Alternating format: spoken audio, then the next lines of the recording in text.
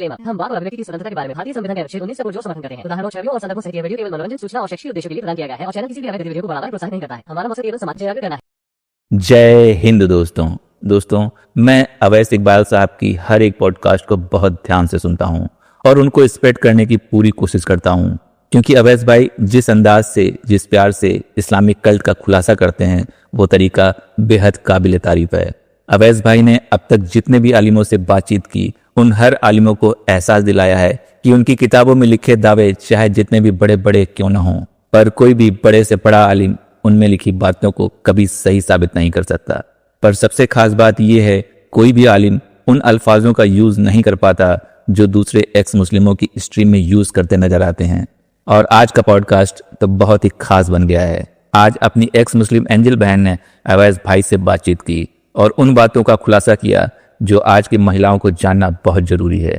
Angel बहन ने पहले भी खुद के बारे में बहुत कुछ दूसरे चैनलों पर बताया, पर जिस तरह से इस पॉडकास्ट में जिन पॉइंट्स पर खास बातें की, उसे सुनना और समझना बहुत जरूरी हो जाता है। तो आइए देखते हैं एंजल बहन क्या बता रही हैं। हमें अक्सर बचपन से बताया जाता था कि इस्लाम आने से पहले अरब में जहालत फैली हुई थी। मैं इस बात से बिल्कुल इत्तफाक करता हूं कि इस्लाम आने से पहले अरब में जहालत फैली हुई थी और जब इस्लाम आया तो वो जहालत निकलकर पूरी दुनिया में फैल गई। अब ये हाल है कि आप ब्राजील से शुरू हो जाएं और जापान, न्यूजीलैंड तक चले जाएं, हर मुल्क में आपको ऐसे जनूनी मुसलमान मिलेंगे जो सड़कों के ऊपर जानमाज बिछाकर नमाज पढ़ते हैं, जो ट्रेनों के अंदर नमाजें पढ़ते हैं, जो जहाजों के अंदर नमाजें पढ़ते हैं। उसके बावजूद भी इनका अल्लाह जो है इनकी मदद नहीं करता। और इस जो फर्जी नेकियां हैं, ये फर्जी नेकियां हासिल करने के चक्कर में ये जो मुसलमानों की औरतें हैं, मुसलमानों की बीवियां हैं, बेटियां हैं, माएँ हैं, बहनें हैं, ये भी किसी से पीछे नहीं है। हालांकि इनका जो मजहब है वो एक मर्द ने शुरू किया था और उस मर्द ने तमाम औरतों के जो हुकूक हैं उस इस्लामिक पैराडाइम के अंदर वो गस्ब किए। उसके बावजूद भी जब ये खवातीन इस्लाम की हिमायत करती हैं, तो मुझे लगता है कि ये वो मुर्गियां हैं जो केएफसी की हिमायत करती हैं। भला आप अपने दिल पर हाथ रखकर बताइए कि क्या कोई औरत जो है वो इस बात पर खुश हो सकती है कि कुरान के अंदर उसकी गवाही आदी है, बाप की तरफ से जायदाद का हिस्सा आदा है, शौहर की तरफ से उसे मारने की इजाजत है, पैगंबर की जानिब से हदीस है कि कोई भी औरत जो है किसी मुल्क की हुक्मरान नहीं हो सकती है। ये भी हदीस है कि अगर नहुसत होगी तो औरत में होगी, घोड़े में होगी, मकान में होगी। एक ये भी हदीस है कि बनी इसराइल की औरतें लकड़ी की जूतियां पहनकर इबादत गाहों में मर्दों को झांका करती थीं, इसीलिए उनके रब ने उनको मेंस्ट्रुअल साइकिल की जो है सजा दी। यानी इतना डिग्रेडिंग मजहब जो है वो किस तरह उस पर खास तौर पर कोई औरत जो है अमल पैरा हो सकती है। आज एक्स मुस्लिम एंजल हमारे साथ मौजूद हैं बिहार हिंदुस्तान से। और इस वक्त उन्होंने जो शरई पर्दा किया हुआ है, इसकी वजह ये बिल्कुल नहीं है कि वो शरीयत की पाबंद है। वो शरीयत को बच्चों का खेल समझती हैं, वो मजहब को मैन मेड समझती हैं। वो सिर्फ इसलिए ये अपना नकाब करने के लिए मजबूर हैं कि कोई उनको पहचान कर, कोई सरफिरा मुसलमान फर्जी जन्नत के लालच में उनकी जान को, उनके माल को नुकसान ना पहुंचाए, उनकी फैमिली को नुकसान ना पहुंचाए। ये जो एक्स मुस्लिम एंजल का नकाब और सर पर आपको गुलाफ नजर आ रहा है, ये इसलिए नहीं है कि ये इस्लामी तालीमात का एहतराम है, बल्कि ये इसलिए है कि इनसे इनकी जान महफूज रहे। ये जब अपने नॉर्मल हुलिये में बाहर निकलें तो कोई उनको पहचान ना सके। एंजल, मैंने ठीक कहा कि गलत? जी, जी। आपको भी सलाम अलैकुम। बाकी हमारे जितने भी लोग देख रहे हैं सबको भी हेलो, नमस्ते, सलाम, सत श्री अकाल। बाकी आप बिल्कुल सही कह रहे हैं कि ये मेरा ये नहीं है कि नकाब वजह से है या फिर इस्लाम का चोला ऐसा करके हम पहन नहीं, इस्लाम से इसका कोई लेना-देना नहीं है। मैं तो कभी भगवा कलर का भी, कभी सादा, कभी हर कलर का वो और कभी बस फेस को कवर करने का पर्पज़ है क्योंकि जैसा आप कह रहे हैं कि लोग होते हैं कभी भी अगर मैं ऐसे जाऊँ तो पक्का लोग पहचान जाएँगे। तो बस फेस को कवर करने के लिए क्योंकि बाकी भी ज़िंदगी होती है रोज़मर्रा की ज़िंदगी जब जहाँ हमें जाना होता है। बस इसीलिए। मेरी अच्छा रियल लाइफ़ में इससे इसका कोई लेना-देना नहीं है। एंजल, कुछ अपने बारे में बताइएगा कि आप एक नॉर्मल मुसलमान घराने में जो इंडिया में रहता है उसमें पैदा हुई। फिर आप उसी माहौल में आपने परवरिश पाई, ईदें मनाई, आपने रोजे रखे। अचानक से आपको क्या हो गया? आपने ग्रेजुएशन तक तालीम भी हासिल की। आपको तो आपके अल्लाह ताला के हुजूर जो है मुसलमान बच्चों की लाइन लगानी थी, आपने इस्लाम ही छोड़ दिया। जी, बिल्कुल, बिल्कुल नॉर्मल फैमिली थे और मैं थोड़ा-सा आपके साथ बात करके एक्साइटेड भी हूँ, थोड़ा-सा नर्वस भी। क्योंकि बहुत बड़ी अचीवमेंट है मेरे लिए आपके साथ बात करना। तो मेरे लिए भी एक बड़े फख्र की बात है कि कोई जो लड़की है वो इस्लाम के चुंगल से निकली है, जब क्योंकि जब एक लड़का इस्लाम के चुंगल से निकलता है तो वो एक लड़का होता है, लेकिन जब कोई लड़की इस्लाम की दलदल से निकलती है तो पूरा खानदान जो है इस्लाम की दलदल से निकलता है। तो प्लीज अपने बारे में कुछ अपने बचपन के बारे में बताइएगा। जी, तो मेरे घर में कुछ ऐसा नियम था कि पहले आप दीनी तालीम हासिल करोगे, उसके बाद ही फिर आप दुनियावी कोई भी तालीम हासिल कर सकती हो। तो बचपन से ये चीज़ था और मैं शायद पढ़ने में बहुत अच्छी थी। तो घर मतलब मैंने 7 साल में ही मैंने कुरान पूरा मुकम्मल कर लिया। तो फिर घरवाले ने, मोहल्ले वाले ने बोला कि इसको ऐसे न्यूज़ में देना चाहिए, इतनी कम एज की बच्ची जो है कुरान मुकम्मल कर ली और मेरे से उस टाइम पे कुरान शरीफ जो है इतना वज़न का होता था कि उठता भी नहीं था। मेरी सिस्टर वो सामने रेहल पे खोल के रखती थी, मैं पढ़ती थी, फिर वही उठा के उसको रखती थी ऐसे करके। और आगे जा कर के फिर मैंने बस इसको कंप्लीट मतलब 7 साल में जब कंप्लीट कर लिया तो पता नहीं कितनी बार मैंने कुरान को मुकम्मल किया और जब भी ये रमज़ान वग़ैरह आता था तो मैंने एक होड़ होती है कि आप जितना ज़्यादा इसको पढ़ोगे सवाब मिलेगा। अगर अब्बा, दादा, नाना कोई भी इंतकाल कर गए तो उनको सवाब मिलेगा। आप इसको पढ़ कर के दोगे तो इस होड़ में ना मतलब 5-5 कुरान जो है मुकम्मल कर लेते थे क्योंकि उस टाइम पे हम्म। कुछ मतलब होता नहीं था और पढ़ो तो जब एक लत लग जाती स्पीड पे पढ़ने का। तो हम्म। 5-5 कुरान मुकम्मल करते थे, नमाज़, रोज़ा सब अच्छा चल रहा था। और फिर मैं अल्लाह पे बहुत ज़्यादा भरोसा करती थी क्योंकि मेरी माँ जो थी, बहुत ज़्यादा कुछ भी होता है, अल्लाह पे भरोसा करो, कुछ भी हुआ अल्लाह पे भरोसा करो, अल्लाह सब देखने वाला, अल्लाह सब जानने वाला। तो मतलब जैसे होता है ना कि आँख होते हुए भी नहीं दिखता है कि हमें देखना भी है, बस अल्लाह के आँख से ही देख रहे थे। सब कुछ हम्म। उनके मर्ज़ी से ही सब कुछ होता है। फिर ऐसे ही कुछ टाइम चला और मैं 10 इयर्स मतलब 10 में या फिर 11 तक में गई तो मुझे अब कुछ लोग कहेंगे कि ये इस्लाम में रह के ऐसा क्यों कर रही थी? नहीं होता है। एक एज होती है जहाँ पे इंसान भटक जाते हैं। तो मेरा भी कुछ ऐसा हुआ और मैं किसी मुसलमान से ही, ये नहीं कि नॉन मोमिन से, मोमिन लड़के से मेरी बात हुई मतलब मुझे अच्छे लगे। फिर मैंने अपने घर पे बताया कि वो अच्छा है, उन्होंने भी बताया और फिर हम दोनों की निकाह हो गई। थोड़े टाइम के बाद किस और एज में वो लड़ शादी हुई एंजल, आपकी किस एज में शादी हुई? हाँ, हाँ, मेरी एज उस टाइम बहुत कम थी इतना हम बताएँ बस 18 भी शायद कंप्लीट नहीं हो पाया था उस टाइम। हम्म। इस टाइम पे मैंने निकाह कर लिया और फिर जब निकाह किया तो मुझे नहीं पता था कि वो लड़का पहले से ही निकाह पहले से शादीशुदा है, ये सब कुछ भी नहीं था पता। जब मैं निकाह कर ली और मुझे इसके बारे में भी पता नहीं था कि इस्लाम क्योंकि मेरा जो घर था वो वहाँ पे ज़्यादा लोग नॉन-मोमिन लोग रहते थे और ऐसा माहौल भी नहीं था। एक होता है ना कट्टर एकदम से कि अगर आपने नमाज़ नहीं पढ़ा तो काट देंगे, मार देंगे, ऐसा कुछ नॉर्मल था। आप हम्म। पढ़ो अच्छी बात है, ज़ोर देते थे इस्लाम पे, दीन पे, अमाल पे, लेकिन ऐसा नहीं था कि एकदम ऐसे कंपल्सरी टाइप का। तो मेरे साथ भी ऐसा हुआ तो मैंने घर पे बताया, लोग मान गए कि चलो ठीक है। बस मेरे फैमिली में से मेरे माँ-बाप ने माना था, बाकी खानदानों ने नहीं माना क्योंकि ये इस्लाम के खिलाफ था, कि एक लड़की कैसे कर सकती है प्यार-व्यार कुछ भी। तो मेरे साथ भी वैसा ही हुआ, मैंने जब उनसे निकाह किया तो मुझे नहीं पता था कि उनका पहले से कुछ है और ऐसा करके उन्होंने क्या किया कि कुछ टाइम रहने के बाद ही अरे वो गायब एंजल, हो गए। आपको ये हाँ। पता है कि इस्लामी तारीख की एक बहुत मशहूर खातून है और उन्होंने तीसरी शादी करनी थी एक इस्लामी तारीख के बड़े मशहूर शख्स के साथ जिनकी पहली शादी होनी थी, तो उनके वालिद मान नहीं रहे थे। तो जुलाई 596 ईस्वी में उन्होंने अपने वालिद को शराब पीकर नशे में मदहोश किया और उनको अब शादी के लिए रजामंद किया। तो आपसे पहले बड़ी खवातीन ये कर चुकी हैं एंजल।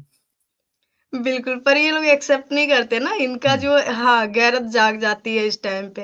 हम्म। तो सेम चीज़ वहाँ पे वो लोगों ने मेरे से यही बोला कि तुमने गलत किया ऐसा करके मतलब बहिष्कार जिसको बोलते हैं ना, वैसा ही मेरे साथ हुआ। पहले से ही लोग रूठे बैठे थे मेरे से और फिर ये सडनली क्या हुआ कि मैं कुछ टाइम उनके साथ रही और वो लड़का अचानक से गायब हो गया। क्योंकि उनके मन में वो आपसे उम्र में कितने बड़े थे एंजल? लगभग मेरे ख्याल से 10 होगा या 8-9 ऐसा कुछ क्योंकि उसका कुछ भी सही से बता ही नहीं पाए ना, मुझे लगता था कि वो देखने में एकदम क्यूट सा ऐसा लग रहा था कि कम एज का है। पर वो बाद में जब चीज़ें पता लगी तो मुझे लगा कि ये तो मेरे साथ गेम हो गया और मैं हम्म। उसी टाइम से मेरे मन में ये चीज़ आई और फिर मैंने जब उनसे ये सारी बातें जब उन्होंने मुझे बताया कि अचानक से एक टाइम ऐसा हुआ कि वो चले गए मुझे स्टार्ट निकाह के कुछ टाइम के बाद ही वो चले गए। इंडिया से ही बाहर चले गए और आपको मैं रह उन्होंने गई। डिवोर्स किया? उन्होंने आपको डिवोर्स नहीं, किया? कुछ भी नहीं, बस वो अचानक से गायब हो गए। क्योंकि वो पहले से शादीशुदा थे, ये बात मुझे नहीं पता थी। उसको उधर भी शायद मैनेज करना होगा, इसी वजह से उसने मुझे छोड़ कर के चले गए। और हुँ, इस बीच में क्या हुआ कि मेरे फैमिली जो थे, वो पहले से ही मुझे पसंद नहीं कर रहे थे, है ना? निकाह हुँ, करने की वजह से। अब वो लोग सारे लोग मुझे बहुत ताना, बहुत टॉर्चर करना स्टार्ट कर दिए कि तुमने उसके साथ ये किया, वो किया, अब तुमने अपनी मर्ज़ी से किया, भोगो, भुगतो ऐसा करके। और फिर क्या हुआ मैं ना प्रेग्नेंट भी हो गई थी। तो जब मैं प्रेग्नेंट हो गई तो फिर किसी तरीके से उनसे राब्ता किए। राब्ता करने के बाद जब मैं उनसे बात की तो उन्होंने बोला कि पहले अबॉर्शन कराओ। मैं बोली नहीं ये नहीं कर सकते क्योंकि उस टाइम अल्लाह का बहुत खौफ था, है ना? कि अल्लाह इतना बड़ा गुनाह नहीं कर सकते, किसी का जान नहीं ले सकते। हुँ, उन्होंने बोला कि नहीं अगर नहीं करोगी तो फिर नहीं हो सकता। अगर बेटा हुआ तो ठीक है, अगर बेटी हुई तो फिर मुझे हम नहीं रख पाएँगे, ऐसा करके। फिर मैं बोली अच्छा ठीक है। लेकिन इस बीच जब उन दरमि बात जब मेरी हुई दोबारा उनसे, तो उसके बीच में जो अंतराल था मतलब जो डिफरेंस टाइम का था वो 1.5 साल का था। और ये 1.5 से 2 साल लगभग इतना डिफ़िकल्ट मेरे लिए था कि मैं बयाँ नहीं कर सकती हूँ। बहुत सारे चैनल्स पे मैंने बहुत पूरी विस्तार से चीज़ें बताई, बहुत खोल-खोल कर, लेकिन अभी मैं आपका टाइम कम होता है, मैं शॉर्ट में बताना चाहती हूँ कि मैंने बहुत अल्लाह से जिसको बोलते हैं ना कि जैसे मतलब अगर सामने बंदा होता ना, तो इंसान होता, तो कितना भी पत्थर दिल होता, उसका पिघलना ही था। पर ये अल्लाह रहते तब ना, मैंने रात-रात भर रोए, रात-रात भर रोए। मैंने तहज्जुद की नमाज़ पढ़ी, चाश्त की नमाज़ पढ़ी, मैंने रोज़े, नमाज़, किताब जो भी आप कह लो, जितना भी सूरह 16 सूरा का इतना बार पढ़ो, ये करो, वो जितना कुछ हो सकता था मेरे से अल्लाह के लिए, मैंने सारा कुछ किया। लेकिन अल्लाह की तरफ से कोई रिप्लाई नहीं, कुछ पता ही नहीं चल रहा अल्लाह है भी या नहीं है, अल्लाह है भी या नहीं है। और अंधाधुन बन कर के बस दुआ किए जा रहे, इबादत किए जा रहे कि अल्लाह शायद सुनेंगे। मैं बस इतना दुआ करती थी कि अगर आप हो, तो मैंने कुछ गलत नहीं किया। मैंने कोई ज़िना नहीं किया, मैंने कोई गलत नहीं किया, मैंने कुछ भी ना माँ-बाप के खिलाफ कुछ भी ऐसा कि बस आप मेरी दुआ कर लो कि मेरे शौहर को मेरे पास भेज दो। है ना? या मुझे वो लेके चले जाए, दुनिया का ये जो ताना है वो मैं ना सुन सकूँ। लेकिन अल्लाह सुन ही नहीं रहे थे। फिर एकदम से जब मैं अपनी माँ से बोलती कि ऐसा-ऐसा हो रहा है मुझे, मैं क्या करूँ? बोलते थे, "कोई बात नहीं है मरने के बाद जो है ना जन्नत में जाके उसका गिरबान तुम पकड़ोगी।" मुझे बड़ा चिढ़ आता था कि भई यहाँ पे ज़रूरत है मुझे और जन्नत में भला मैं ये क्या करूँगी सही बात। गिरबान पकड़ कर के। तो तभी मेरे मुँह से ये स्टार्टिंग में जब साहिल के चैनल पे ये एलआईसी बीमा वाला है। अल्लाह जो है ना एलआईसी का जो देता है ना प्लेटफ़ॉर्म, वही एलआईसी बीमा वाला वही सिस्टम है कि हुँ, मरने के बाद आपको बेनिफिट मिलेगा, जी जीते हाँ। जी आपको कुछ नहीं मिलेगा। है ना? तो वही एलआईसी वाला अल्लाह है कि अभी जीते जी आप कुछ नहीं कर सकते, सब कुछ आपको मरने के बाद ही उधर मिलेगा। तो हुँ, मुझे चिढ़ आ गया कि भाई मैं अभी चाहिए और ये कह रहे अल्लाह। फिर इसी तरीके से चीज़ें हुई और मेरी बेटी हो गई। जब बेटी हुई तो उनको जब पता लगा तो उन्होंने कहा कि जब मैं प्रेग्नेंट थी उसी दौरान मुझे ये बातें पता लगी कि उनका पहले से शादीशुदा है। फिर मैं किसी तरीके से और वो क्या करते थे बीच-बीच में अचानक से गायब हो जाते थे। मतलब 2-4 दिन बातें हुई, उसके बाद फिर किधर गायब होते थे, ना नंबर, ना कॉल, ना कुछ भी नहीं। और वो 1-2 दिन के लिए नहीं, 6 महीने के लिए, 9 महीने के लिए ऐसे, एकदम लापता इंसान। और इस बीच में जो हो सकता है मुझसे वो किसी गार में चले जाते हो नबूवत ढूँढने। हाँ, ये भी हो सकता है। और उधर ही रहते भी उधर ही थे पहाड़ी इलाकों उधर है ना रेत वाले इलाकों में। तो इंडिया से बाहर। तो मैं बस बहुत परेशान हो जाती थी कि इस तरीके से कि मैं कैसे उनसे राब्ता करूँ, कैसे चीज़ों को। और इस बीच जो फैमिली वाले होते हैं, ये कहते हैं कि बहुत पीसफुल है, बहुत रहम दिल वाले होते हैं। पर मुझे लगता है इनसे ज़्यादा कट्टर, इनसे ज़्यादा दिल में कीना रखने वाले कोई हो ही नहीं सकता। इस मुसलमान लोगों सामने से दिखाएँगे कि हम बहुत अच्छे हैं, पर ये इतना कीना रखते हैं किसी के भी प्रति कि पता हुँ। नहीं कितना रखते हैं। तो यही चीज़ मेरे साथ भी हुआ। जब कुछ टाइम पे चले तो उनके सामने से ये चीज़ आया कि मैं उनसे बात की कि मुझे ऐसा-ऐसा पता लगा है क्या आप ऐसा सच में हुआ है? तो वो कहते हैं अचानक से, वो तो "हाँ, इसमें कौन-सी बड़ी बात मज़े है?" लेने के लिए पूछते हैं। वो हमदर्दी के लिए नहीं पूछते, वो चस्के लेने के हाँ, लिए पूछते हैं। अच्छा, हाँ और तुम्हारे उनका साथ बड़ी ज़्यादती हो गई है, बड़ा हाँ। अफ़सोस हुआ। और वो सामने तंज भी कसते हैं ना, भाई वो हुँ, सामने से तंज कसते हैं कि अच्छा तुमने तो ऐसा किया था, अब भुगतो। ये तुम्हारी ही के हरकतें हैं तो तुमको ही भुगतना पड़ेगा, इसमें तो कोई शामिल होने वाला है नहीं तुम्हारा। हम्म। तो मैंने जब अपने उस शौहर से मैं बात की कि किसी से पता लगा तो उनके फैमिली से, उनके रिलेटिव से कि उनका पहले से शादीशुदा है वो ऐसा कुछ। मैं जब उनसे बात की तो उन्होंने बोला कि हाँ, इसमें बुरा क्या है? मैं एकदम शॉक्ड। मैं बोली बुरा क्या है? हैं? मेरे होते हुए आप किसी और ये कैसे पॉसिबल है? तो वो मुझे नहीं एंजल, उन्होंने उस वक्त आप जिस पैगंबर को मानती थी तो उस पैगंबर हाँ, ने तो शादियों की लाइनें लगाई हुई थी। और नहीं इस्लाम पता तो था। वैसे, इस्लाम तो पहले भी कसरत अज़दवाज की इजाजत देता है। तो अगर वो आपके साथ अच्छा सलूक करते तो आप उनकी दूसरी बीवी बन के रहने को तैयार थी? नहीं, कभी नहीं, कभी नहीं। यानी आपको अस असल प्रॉब्लम उस धोखे के साथ था जो आपको दिया गया। असल प्रॉब्लम धोखे के साथ नहीं था, मुझे चीज़ें नहीं पता थी। असल में मैं आपको बताई कि मेरा जो जहाँ पे परवरिश हुआ है, वहाँ पे लोग इतने कट्टर नहीं थे और ज़्यादा इस चीज़ को मतलब एक है ना कुरान पढ़ लो, नमाज़ पढ़ लो, रोज़ा रख लो, इतना कुछ है ना? बाकी जो इतना डीपली सच में बताऊँ तो मुझे खुद नहीं पता था मोहम्मद साहब की 11 बीवियाँ हैं। ठीक है? हम्म। और मुझे ये भी नहीं पता था कि आयशा की एज जो है वो 6 साल की है। मुझे ये भी नहीं पता था। मुझे तो ये भी नहीं पता था कि कुरान में लिखा हुआ है कि आप 4 निकाह कर सकते हो। ये हम्म। चा चीज़ें मुझे मतलब नीचे मतलब बोलते हैं ना अंदर से झकझोर करके रख दिया। जब हम्म। उन्होंने बोला कि इसमें इसमें बुरा क्या है? मैं बोली कि बुरा क्या है? मतलब मेरे होते हुए उन्होंने बोला कि ये तो कुरान में लिखा नहीं, ये तो अल्लाह मुझे इजाज़त देते हैं। मैं बोली अल्लाह इजाज़त देते किस चीज़ का? कहता है कि मर्द 4 निकाह कर सकता है।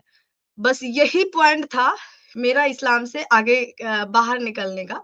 मेरा हम्म। उस टाइम पे लगा कि पैर के नीचे से ज़मीन खिसक गया। मैं मतलब क्योंकि मेरा जो कल्चर था भई वहाँ पे क्या है ना कि लोग मतलब एक कहते हैं कि एक बार निकाह करते और 7 जन्मों तक निभाते। ये वाला एक कहानी सुनते आ रहे थे हम। ठीक है? हम्म। वहाँ पे लोग ऐसा ही बोलते हैं कि एक इस बार निकाह करो और 7 जन्मों तक वो निभाते हैं और ये अचानक से कह रहा है कि एक जन्म में ये 4 निकाह कर सकता है, 4 बीवी रख सकता है। ये मेरे समझ से बाहर था और मैं एकदम से परेशान हो गई। मैं बोली ऐसा कहाँ लिखा है? उन्होंने बोला कुरान में लिखा है। फिर मैंने बोला कि चलो मैं नहीं रह सकती। ये चीज़ मैं कभी बर्दाश्त नहीं करूँगी कि मेरे साथ कोई और सामने में आपकी वाइफ़ रहे और फिर मैं रहूँ। फिर मैं उनसे पूछी कि अच्छा आपने कब किया है वगैरह-वगैरह। उन्होंने बोला मेरे तो बच्चे भी हैं। फिर मुझे लगा कि ये मेरे साथ जो जानबूझ कर के इसने गेम किया है, अब क्यों किया मुझे नहीं पता। ये तो फिर मेरा दिल एकदम से टूट गया और मैं बहुत उस टाइम भी रोई। फिर मैं उस टाइम प्रेग्नेंट ही थी। फिर टाइम हुआ प्रेगनेंसी का, फिर जब डिलीवरी हुआ तो उनको पता चला बेटी हुई है। उन्होंने साफ बोला कि मैं नहीं रख सकता तुमको। अगर बेटा होता तो थोड़ा चांस था, बेटी हुई कोई चांस नहीं है, नहीं रख पाएँगे तुमको। फिर घरवाले से जब ये बात उनको पता चला, वो सभी लोगों ने बोला बस मेरी माँ यही कहती थी हमेशा, "कोई बात नहीं।" मैं बोली कि "ठीक है, आप नहीं रखना चाहते हो तो डिवोर्स मतलब खुला दे दो मुझे।" खुला के बारे में भी मुझे नहीं पता था। मैं बोली कि "डिवोर्स दे दो मुझे, कोर्ट से चलो हमको डिवोर्स दे दो भाई।" उन्होंने बोला कि "नहीं, मैं नहीं दे सकता" क्योंकि उनको पता था कि अगर मैं डिवोर्स लूँगी तो उनको क्या होता है, वो मेंटेनेंस वगैरह देना होता है ना, जी वो हाँ। कुछ देना होगा। तो इस वजह से वो इनकार कर दिए।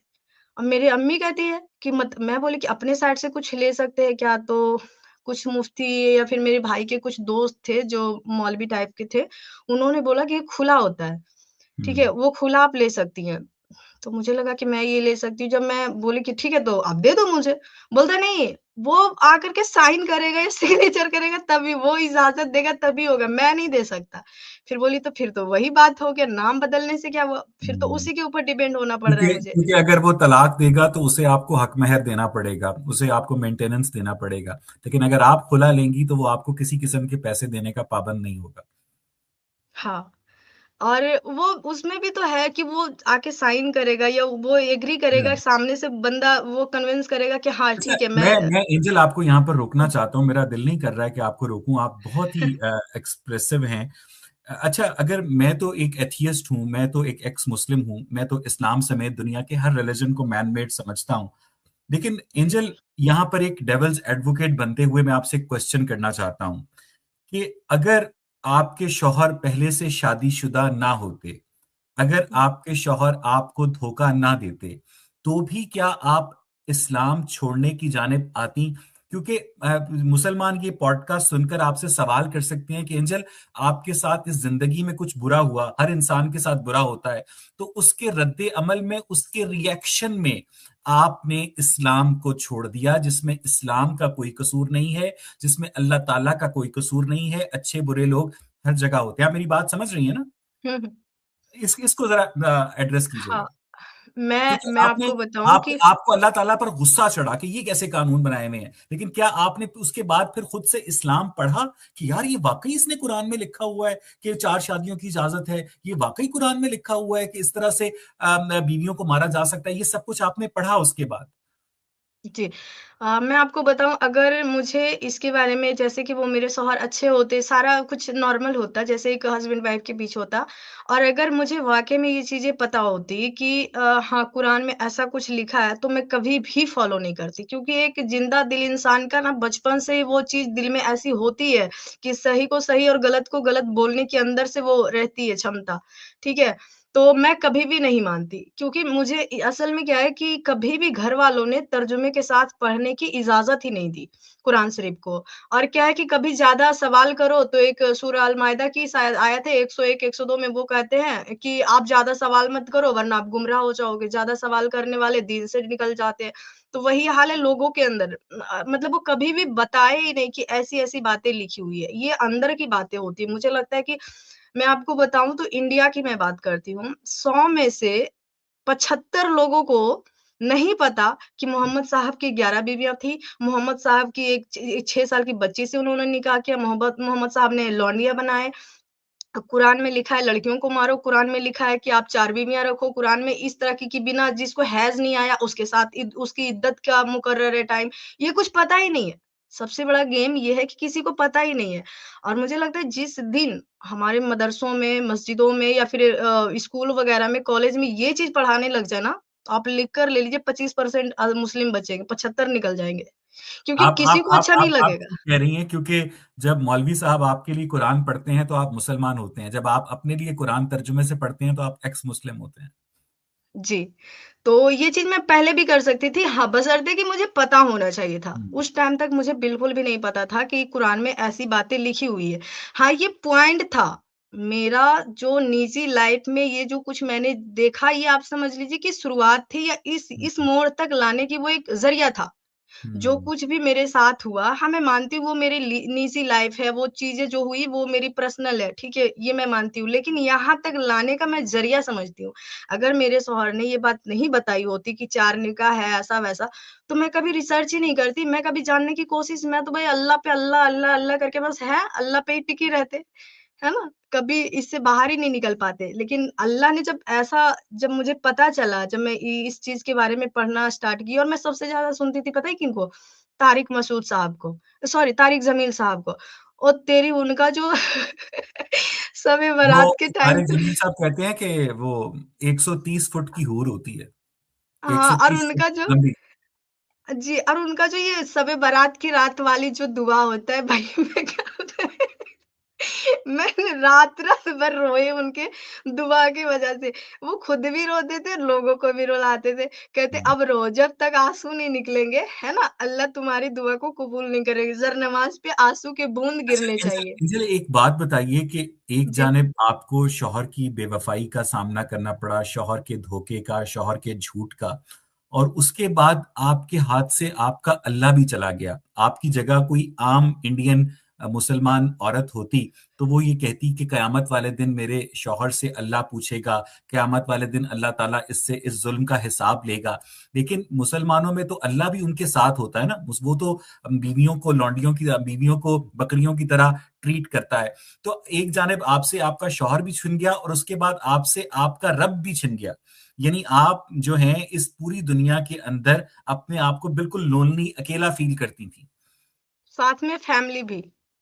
मैं आपको बता दूँ कि जब मैंने ये खुला का उनके पास मुताला किया, लोगों से मैं बातें की और जब मैंने खुला के लिए कोशिश की, है ना? कि मुझे मेरी अम्मी जब भी ये बात बोलती थी कि मरने के बाद वहाँ पे अल्लाह तुम गिरबान पकड़ना, शौहर का ऐसे-वैसे, मैं बोली मुझे ये चूरन चाहिए ही नहीं एलआईसी वाला भाई, मेरी ज़िंदगी यहाँ जलील हो रही है, हैं? तो मुझे वहाँ का कुछ नहीं चाहिए, वहाँ का वहाँ देख लेंगे, जब जो होगा ना वहाँ पे देख लेंगे, पर अभी यहाँ के नीचे की लाइफ़ सेट करनी है मुझे। तो मैंने जब ये बात बोली तो लोग मेरे घर वाले सारे लोग खिलाफ हो गए और मैंने जब उनसे क्या बोलते हैं खुला जब लिए जाकर तो मौलवी मौलाना जो थे मुझे उस पे बहुत मैं उनकी सोच पे मुझे तरस आया कि वो कहते हैं मैं बहुत ज़्यादा आलिम हूँ और लोगों को समझता हूँ। मैंने उनसे सारी बात बताई कि ऐसा-ऐसा इन्होंने किया, स्टार्टिंग से ही मेरे साथ गलत कर रहे हैं, मुझे धोखा दिए। तो मुझे खुला चाहिए। तो उन्होंने बोला कि ठीक है, अगला आपका जो शौहर है वो रेडी होते तो करा देंगे, कोई बात नहीं है, लेकिन पैसे लगेंगे। मैं बोली कितना लगेगा? उन्होंने बोला 15,000।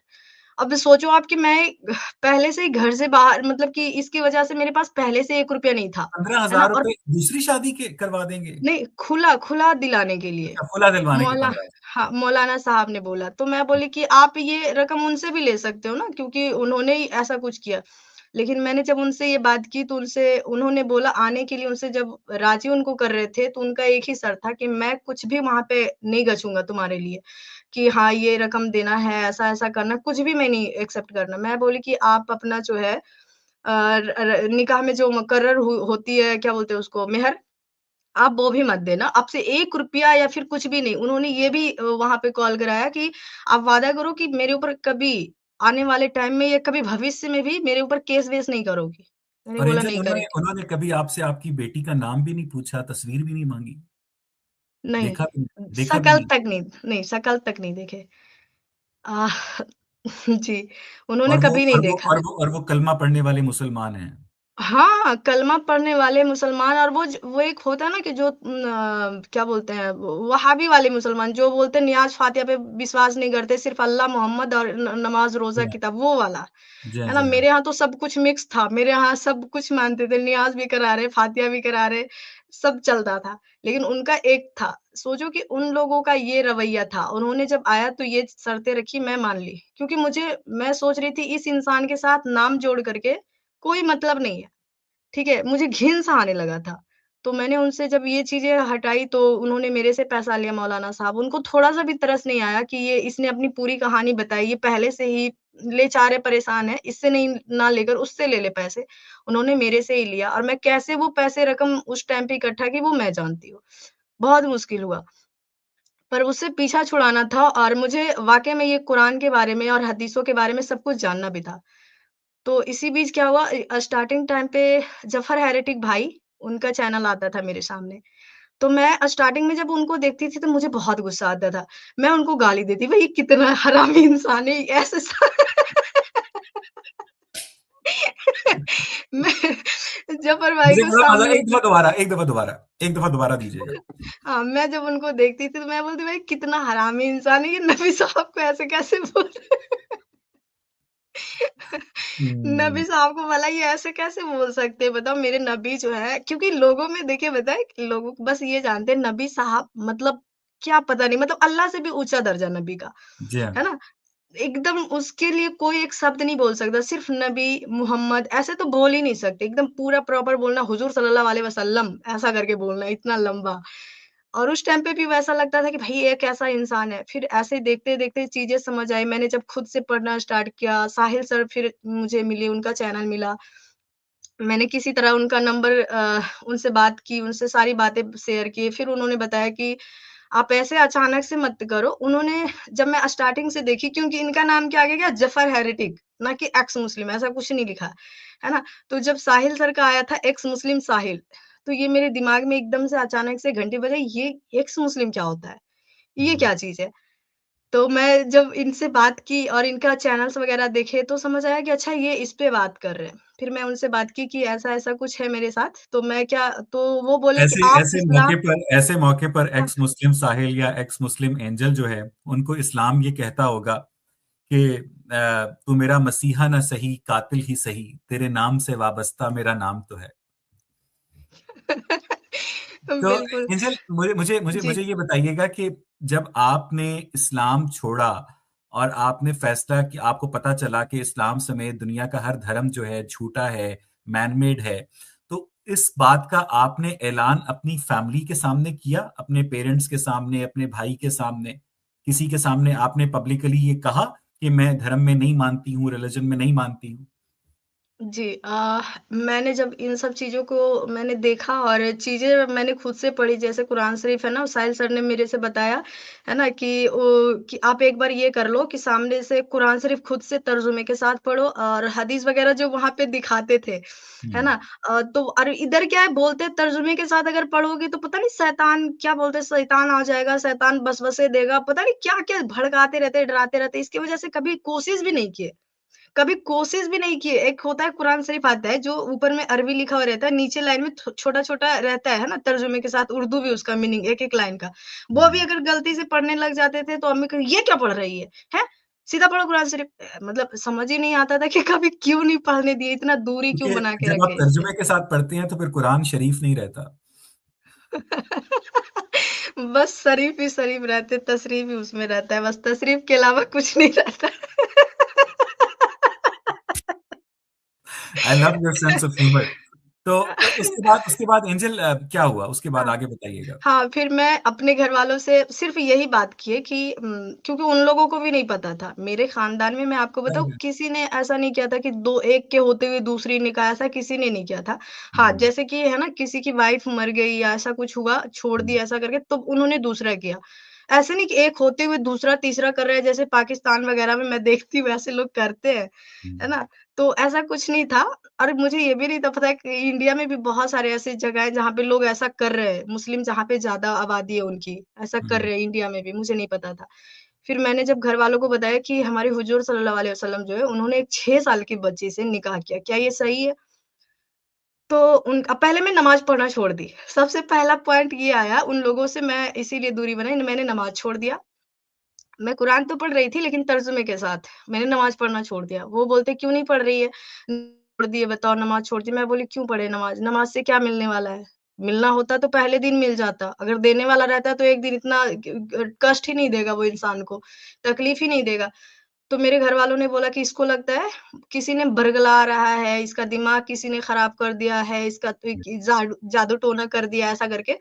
और मेरे फैमिली जो है, मैंने उनसे बस यही बात बोली कि कौन-सा नबी होंगे, कौन से ऐसे जिनको हम मान रहे आका, जिनको हम सर आँखों पे बिठा के रखे हैं, हुँ। वो कैसे एक छोटी-सी बच्ची के साथ निकाह कर सकते हैं? हाँ, अगर वो भी 10 साल के होते तो हम कुछ नहीं बोलते कि चलो भाई दोनों एक ऐज के हैं, चलो अच्छा, ठीक है। मैं एंजल आपको यहाँ पर हाँ, रोकना चाहता हूँ। एक क्वेश्चन जी। करना है जिसमें मुझे हुँ, हुँ। हमेशा से जब भी मैं किसी इंडियन मुसलमान से या एक्स मुस्लिम से बात करता हूँ तो मैं ये ज़रूर पूछता हूँ। एंजल, आपने तो इंडिया के अंदर एक मुस्लिम फैमिली, मुस्लिम कल्चर के अंदर परवरिश पाई है। मुझे ये बताइएगा कि जब इंडिया पाकिस्तान की लड़ाई होती है, कोई जंग होती है, तो इंडिया के जो मुसलमान हैं वो पाकिस्तान की तबाही की दुआएँ माँगते हैं अल्लाह मोहम्मद से, और पाकिस्तान के जो मुसलमान हैं वो भी उसी अल्लाह मोहम्मद से इंडिया की तबाही की दुआएँ माँगते हैं। तो अल्लाह मोहम्मद तो काफ़ी कन्फ्यूज़ हो जाते होंगे ना कि किसकी दुआएँ माने या ना माने? हाँ, अपना वाला भी अपना है और सौतेला वाला भी अपना हो रहा है, तो हाँ, अल्लाह या यहाँ पे कन्फ्यूज़ हो जाते होंगे। तो देखा दोस्तों, यही है असली इस्लाम। आपने अभी तक हमारे चैनल को सब्सक्राइब नहीं किया है तो प्लीज़ कर लें। साथ में बेल बटन भी दबा दें जिससे हमारी आने वाली वीडियो लगातार आप तक पहुंचती रहे। हम आगे भी इसी तरह इस्लामिक कल्ट को आपके सामने पेश करते रहेंगे। वीडियो अच्छा लगा हो तो लाइक, शेयर और कमेंट जरूर करें। इस्लामिक कल्ट से बचें, अपना ख्याल रखें। जय हिंद, वंदे मातरम।